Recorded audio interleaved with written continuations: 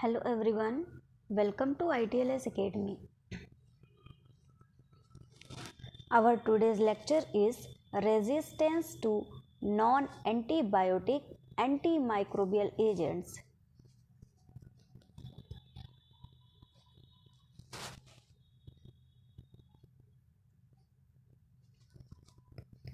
Let's start with introduction.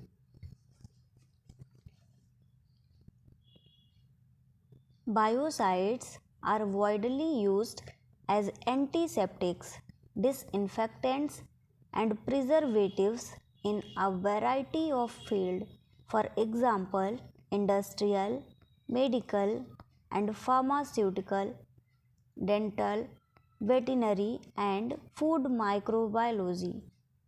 These are some fields mentioned here that are widely used that are widely used as antiseptic disinfectants. Biocides act on these all varieties and these all fields. Several factors are known to influence biocidal activity. Biocidal activity affect these all fields, that is industrial, medical, pharmaceutical, etc. But there are several factors present which influence biocidal activity. These include the period of contact, biocide concentration, pH, temperature, the presence of organic matter, and the nature and condition of the microorganism being treated.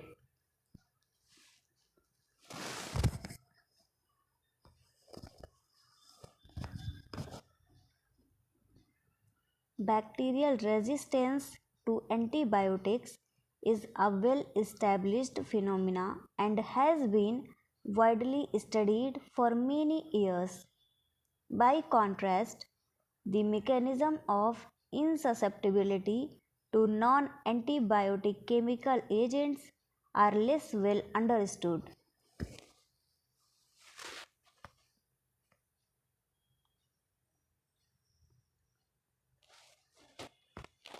Relative microbial responses to biocides.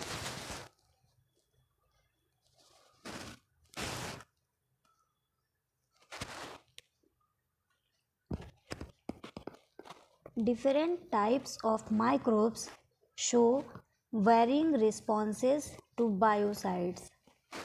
Additionally, it must be noted that gram-positive bacteria such as Staphylococci and Streptococci are generally more sensitive to biocides than are gram-negative bacteria.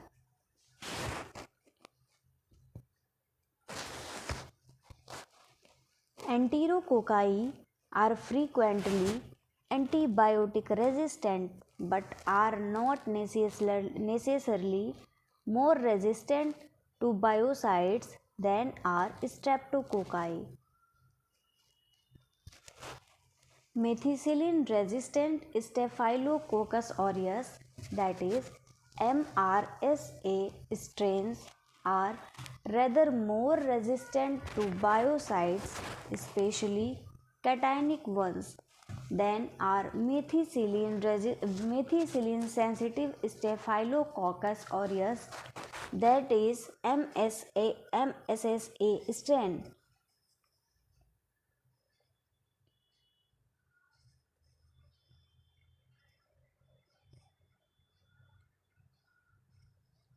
Mycobacteria are more resistant than other non-sporulating bacteria to a wide range of biocides. Examples of such organisms are Mycobacterium tuberculosis and Mycobacterium calleni of the bacteria. However, the most resistant of all to biocides are bacterial spores, example Bacillus subtilis and Bacillus cereus.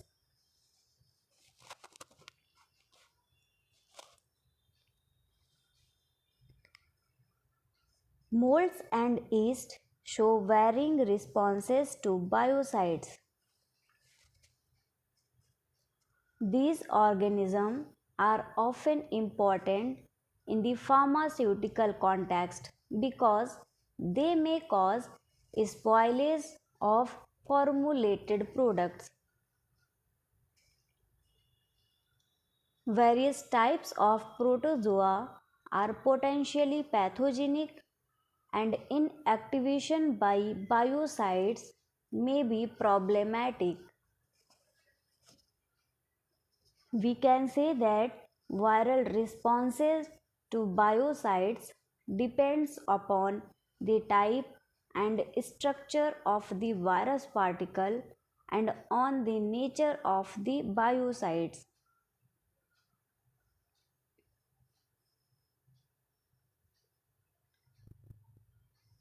The most resistant of all infections or all infectious agents to chemical inactivation are prions. We know that prions are organisms containing RNA particles only. These are infectious proteinaceous particles, they don't contain DNA or RNA. And these prions cause transmissible degenerative encephalopathies.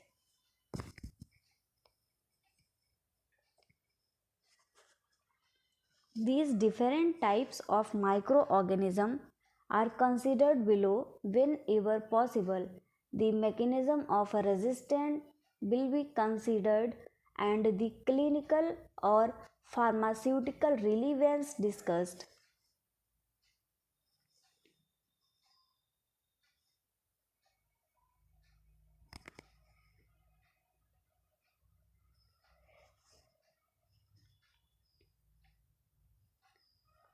Next is bacterial resistance to biocides, and we are going to study general mechanism.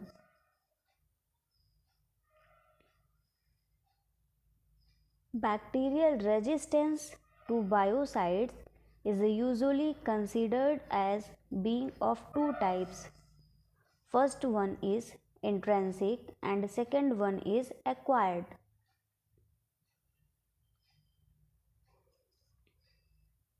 Intrinsic or innate or natural.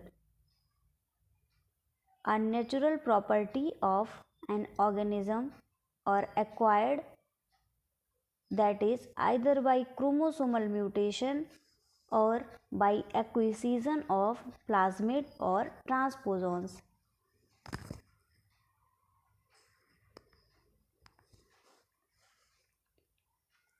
Intrinsic resistance to biocides is usually demonstrated by gram-negative bacteria, mycobacteria, and bacterial spores, whereas acquired resistance can result by mutation or more frequently by the acquisition of genetic elements, for example, plasmid or transposon mediated resistance to mercury compounds.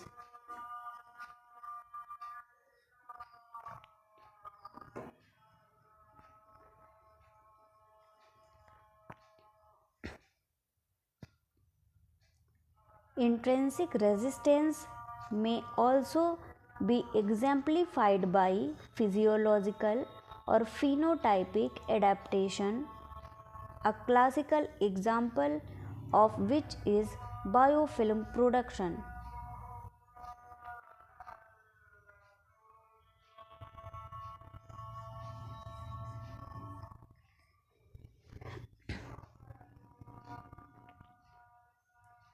Next is our intrinsic bacterial resistance. We will study intrinsic and acquired bacterial resistances in detail. So first of all, we will discuss intrinsic bacterial resistance.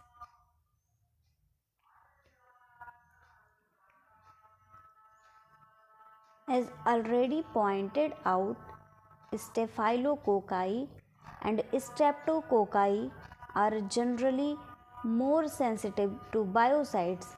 These two, that is Staphylococci and Streptococci, are more sensitive to biocides than are gram-negative bacteria. A major reason for this variation in response is associated with the clinical composition and structure of the outer cell layers, such that there is a restricted uptake of a biocide. In consequence of this cellular impermeability, a reduced concentration of the antimicrobial compound is available at the target sites so that the cell may escape severe injury. Another less frequently observed mechanism is the presence of constitutive biocide degrading enzyme.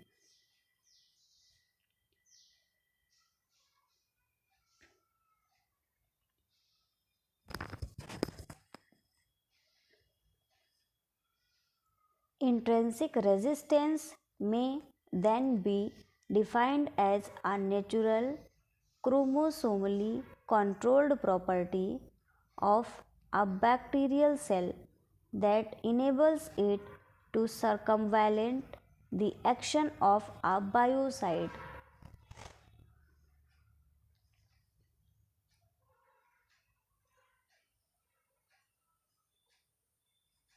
Next is gram positive cocci.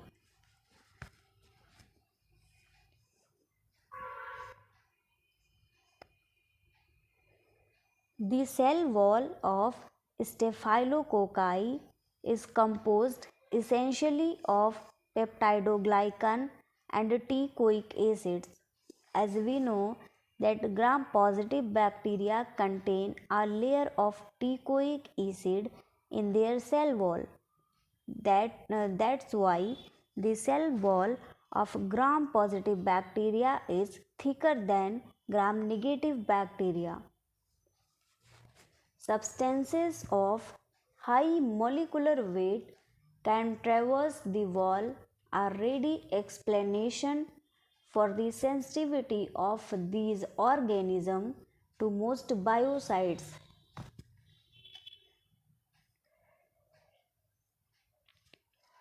However, the plasticity of the bacterial cell envelope is well known, and the growth rate and any growth limiting nutrient will affect the physiological state of the cells.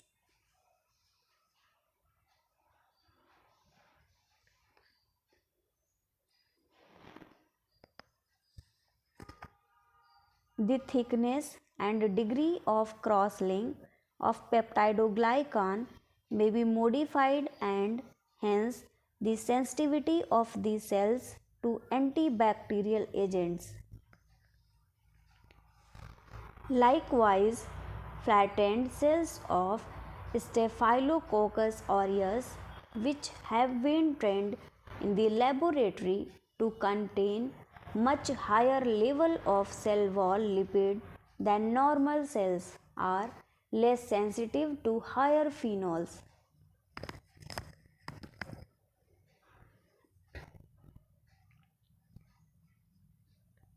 Normally, Staphylococci contain little or no cell wall lipid, and consequently the lipid enriched cells represent physiologically adapted cells which present an intrinsic resistance to certain biocidal agents.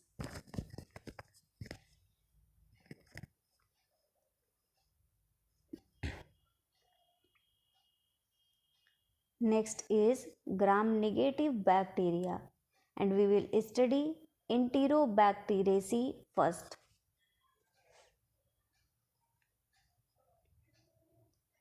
A great deal of our current understanding of the structure and function of the outer membrane of gram-negative bacteria has come from studies with Escherichia coli and Salmonella typhimurium.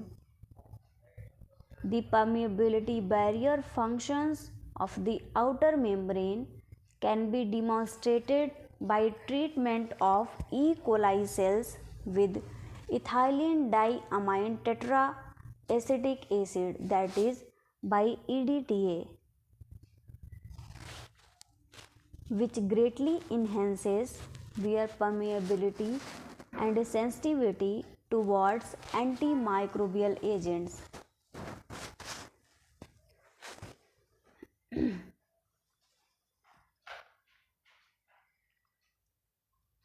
By binding metal ions such as magnesium, which is essential for the stability of the outer membrane, EDTA releases 30 to 50% of the lipopolysaccharide from the outer membrane together with some phospholipid and proteins. The permeability barrier is effectively removed and the cells which retain their viability then become sensitive to large hydrophobic antibiotics such as fusidine and rifampicin, against which they are normally resistant. More complete removal of the outer membrane and peptidoglycan with EDTA and lysozyme, that is a muraminidase enzyme which degrades peptidoglycan, produces spheroplast in gram-negative bacteria.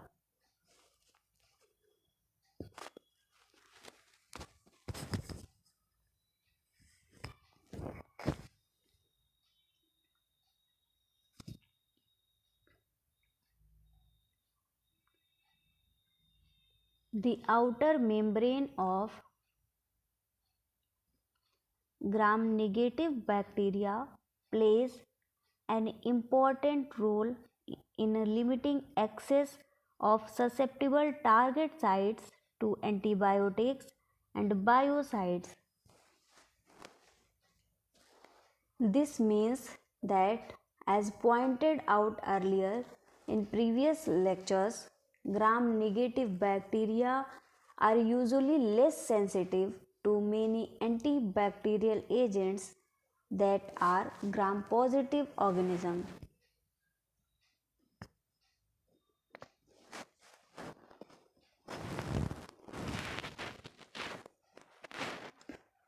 This is particularly marked with inhibitors such as hexachlorophene, diamidines, QXs, tricolsan, and some lipophilic acids.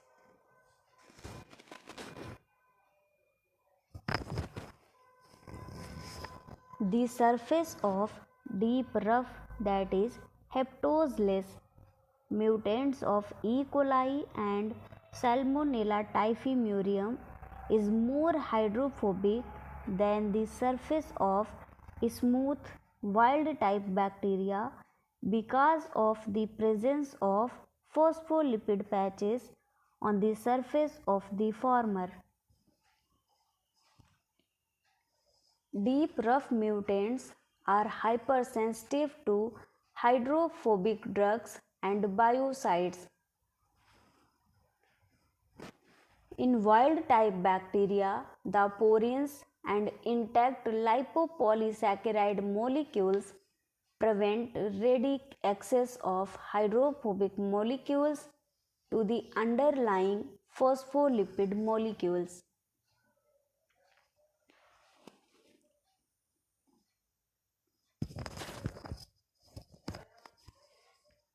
The hydrated nature of amino acid residue lining the porin channels present an energetically unfavorable barrier to the passage of hydrophobic molecules.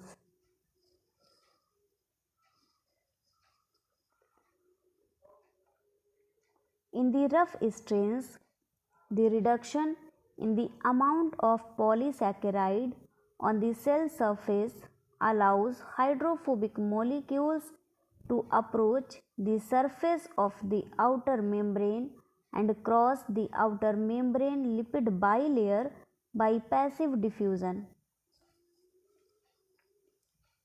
This process is greatly facilitated in the deep, rough, and heptose-less strains, which have phospholipid molecules on the outer face of their outer membrane as well as on the inner face.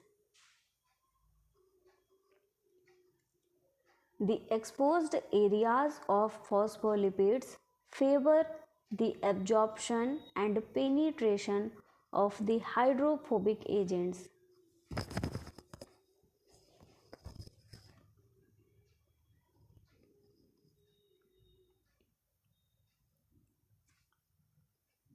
Two pathways now emerge for penetration of antibacterial agents across the outer membrane. First pathway is hydrophilic and second one is hydrophobic. In hydrophilic, which is porine mediated, while the hydrophobic involving diffusion.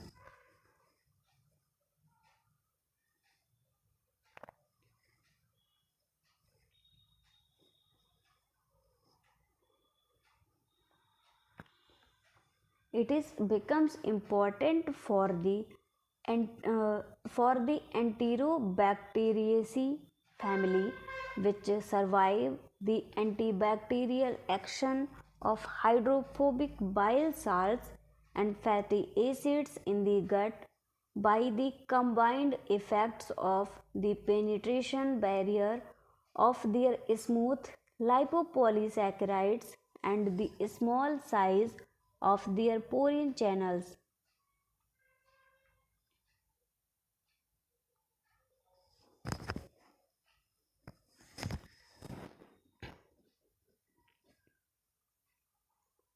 Cationic biocides, which have strong surface active properties and which attack the inner or cytoplasmic membrane, for example, chlorhexidine and QACs, also damage the outer membrane and thus are believed to mediate their own uptake into the cells.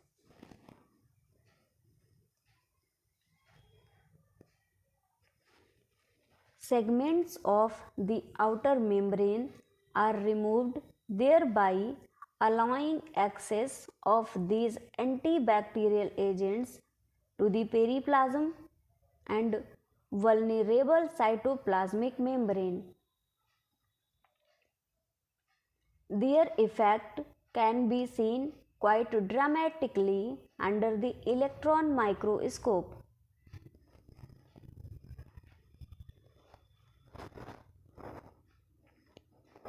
Small bulges or blebs appear on the outer face of the outer membrane. It must also be pointed out that the QACs are considerably less active against wild type than against deep rough strain of E. coli and Salmonella typhimurium.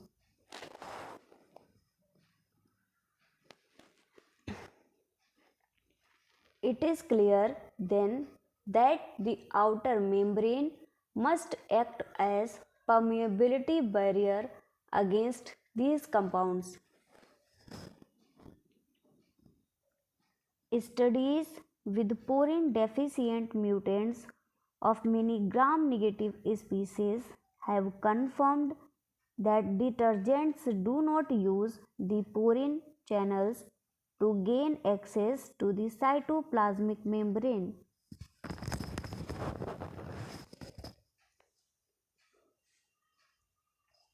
We can say that porine deficient strains in general show no difference in sensitivity to detergent compared with their parent strains, even though the permeability of their outer membrane to small hydrophilic molecules is reduced up to 100-fold.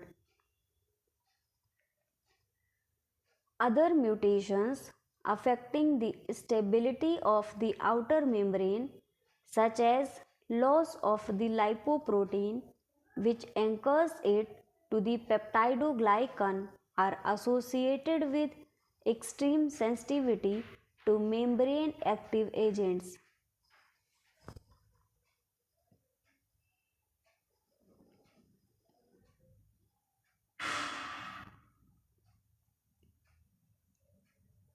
Pseudomonads.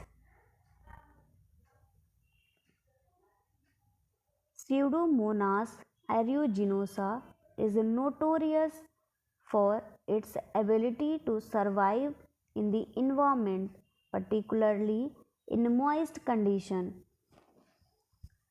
It is a dangerous contaminant of medicines, surgical equipments, clothing, and dressings, where with the ability to cause serious infections in immunocompromised patients.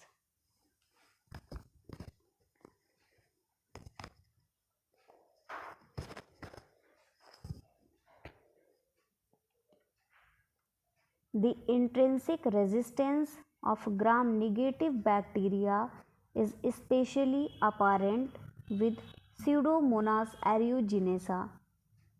Many disinfectants and preservatives possess insufficient activity against it to be in use. Added to the problem of natural resistance to antimicrobials is the organism's extensive repertoire of phenotypic variation.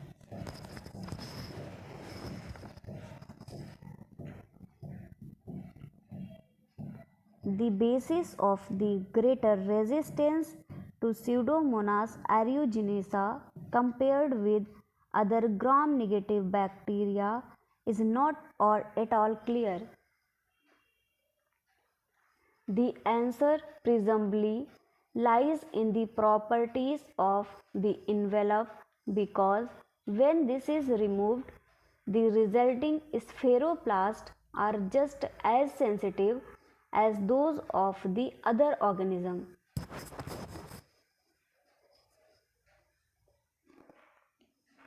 The outer membrane is not significantly different from that of the organism in terms of overall composition. The same components, that is lipopolysaccharide, proteins, phospholipids, peptidoglycan, are present.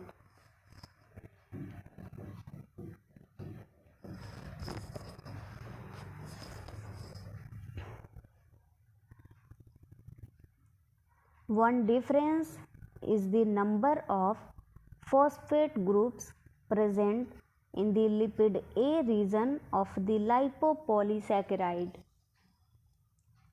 This is significantly higher in Pseudomonas aeruginosa than in members of the Enterobacteriaceae, and might account for the unusual sensitivity of the organism to EDTA. The high phosphate content means that the outer membrane is unusually dependent upon divalent metal ions for stability. Their removal by EDTA therefore has a dramatic effect upon cell integrity.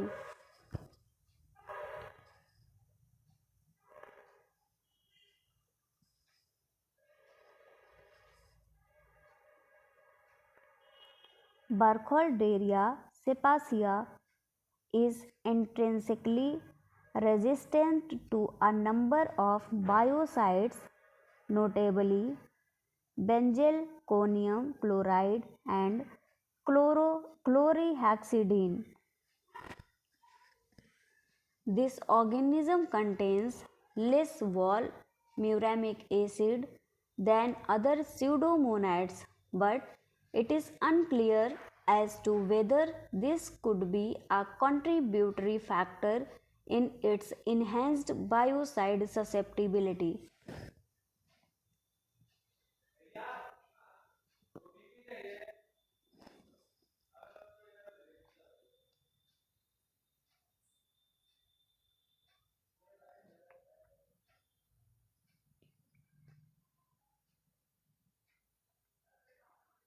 Mycobacteria.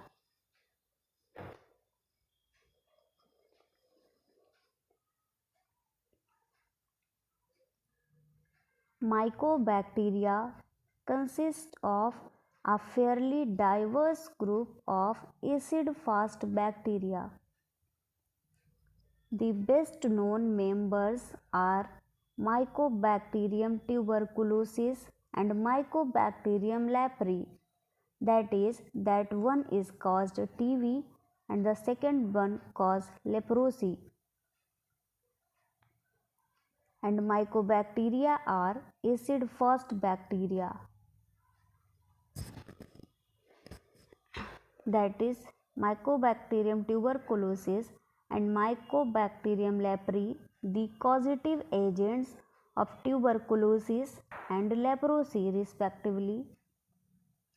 Other mycobacteria can also cause serious infections. For example, members of the MAI group, that is microbacterial group, and there are many opportunistic species. Opportunistic species are that kind of species that attack on any system or any body when there is less immunity.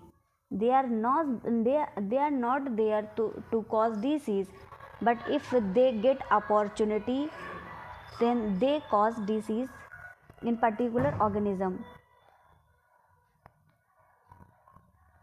Mycobacteria show a high level of resistance to inactivation by bignonides, chlorhexidine, QACs, and organomercurials. Phenols may or may not be microbactericidal.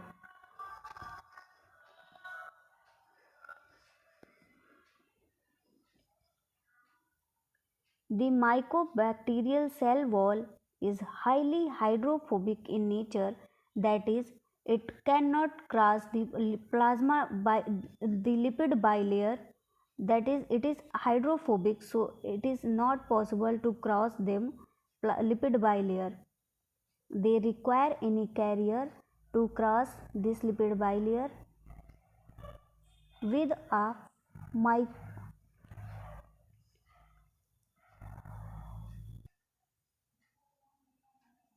Cell wall is highly hydrophobic with a mycoyl arabinogalactan peptidoglycan skeleton composed of two covalently linked polymers and arabinogalactan mycolate, that is mycolic acid, D-arabinose and D-galactose, and a peptidoglycan.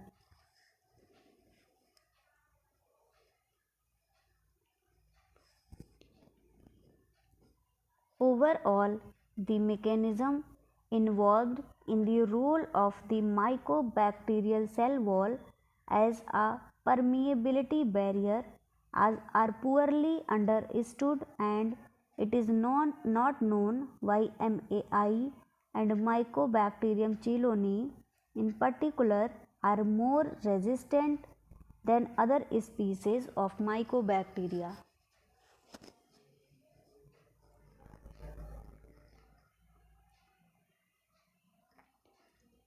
The mycolic acids have an important role to play in reducing cell wall permeability to hydrophilic molecule. However, porins are present which are similar to those found in Pseudomonas aeruginosa cell envelopes, so that only low molecular weight hydrophilic substances can enter the cell via this route.